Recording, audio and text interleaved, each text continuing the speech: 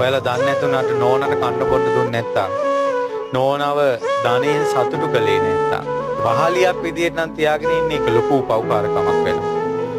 ඒ කියන්නේ ඔයාලා හිතන්නකෝ කෙල්ලෙක් අවුරුදු 16ක් 17ක් 18ක් 20ක් 20 ගානක් කෙල්ල අම්මලාව පරිසම් කරගෙන ඉඳලා ඒ කෙල්ලට කන්න බොන්න දීලා හොඳට හදලා ඒ කෙල්ල ඔයාලට දෙනවා කසාද බැඳලා.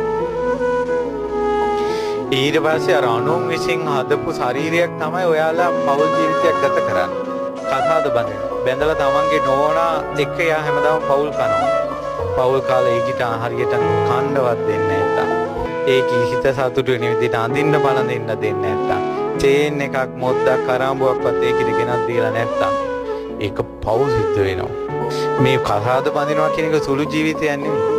ඒකිටත් හරියට කන්න බොන්න අඳින්න දීලත් නැතුව ඒක ආසේ මෙහි ඇවිල්ලා වෙන එකෙක් එක මැසේජ් කරපන් තවත්